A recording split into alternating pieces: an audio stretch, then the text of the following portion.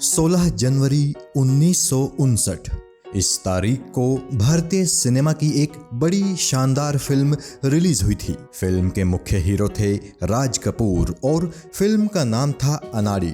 जी हाँ, वही अनाड़ी जिसके गीतों की धुन पर लोग आज भी खुशी से झूम उठते हैं। शंकर जयकिशन के संगीत और शैलेंद्र के शब्दों को मुकेश जी और लता जी ने अपनी आवाज से अमर बना दिया। वैसे ये बात भी गौर करने वाली है कि अनाड़ी फिल्म के 7 गानों वाले म्यूजिक एल्बम में जहां 5 गीत शैलेंद्र जी ने लिखे थे, तो वहीं 2 गीत वो चांद खिला वो तारे और बन के पंछी गाए प्यार का तराना हसरत जयपुरी ने लिखे थे। अनाड़ी फिल्म के ही गीत सब कुछ सीखा हमने ना सीखी होशियारी की रिकॉर्डिंग का ही एक अनसुना और बड़ा ही दिलचस्प किस्सा आज आप किस्सा टीवी के माध्यम से जानेंगे और आपको अंदाज़ा होगा कि पुराने वक्त के लोग अपने काम से कितना प्यार करते थे। तो चलिए इस किस्से की शुरुआत करते हैं।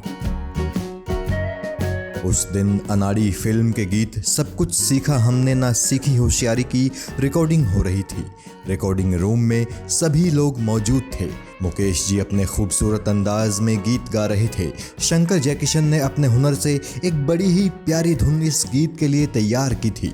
खुद राज कपूर इस गीत की रिकॉर्डिंग के वक्त स्टूडियो में आए थे, लेकिन गीत लिखने वाले शैलेंद्र वहां मौजूद नहीं थे, जबकि उससे पहले ऐसा कभी नहीं हुआ था कि शैलेंद्र अपने किसी गीत की रिकॉर्डिंग के वक्त स्टूडियो में मौजूद ना रहे हों। पर जाने किस वजह से शैलेंद्र उस दिन स्टूडियो में नहीं आ सके थे। गीत की रिकॉर्डिंग जब कंप्लीट हो गई तो राज कपूर ने जयकिशन से कहा, मुझे इस गीत की एक कॉपी चाहिए, मुझे एक कॉपी बनाकर दे दो, मैं घर जाकर इसे सुनूंगा। राज कपूर के कहने पर जयकिशन जी ने उन्हें गाने की एक कॉपी बनाकर दे दी। घर पहुंचने के बाद राज कपूर ने रात के फुर्सत के वक्त ये गीत सुनना शुरू किया। उन्होंने ये गीत 1 दफ़ा सुना, 2 दफ़ा सुना और बार बार जाने कितनी बार सुना।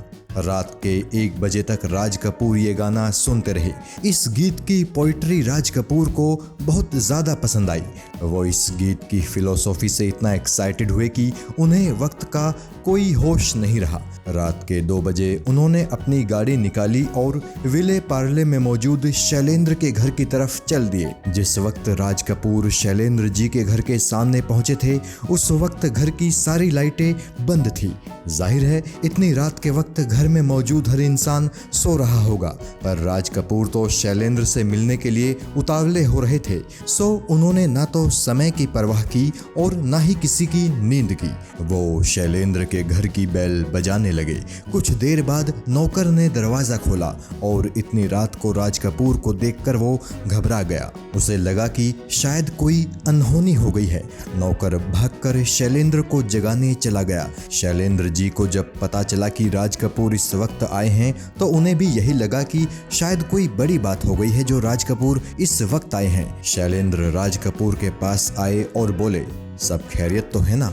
इतनी रात को कैसे आना हुआ? राज कपूर ने शैलेंद्र के सवाल का कोई जवाब नहीं दिया।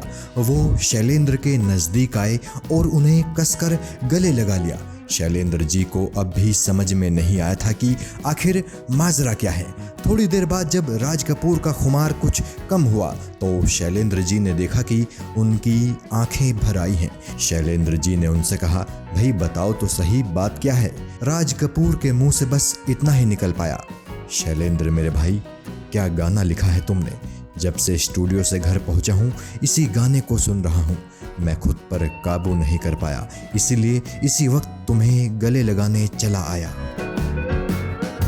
तो साथियों, किस्सा टीवी पर ऐसे किस्से भी आपको देखने सुनने को मिलते रहते हैं, इसलिए किस्सा टीवी को सब्सक्राइब करके बेल आइकन भी ज़रूर दबाइएगा, क्योंकि किस्सा टीवी पर फिल्मों और फिल्मी सितारों से जुड़े रोचक और अनसुने किस्से लगातार आते रहते हैं। फिलहाल लेता हूँ आपसे इजाज़त। मैं निज़ाम, सलाम, राम राम।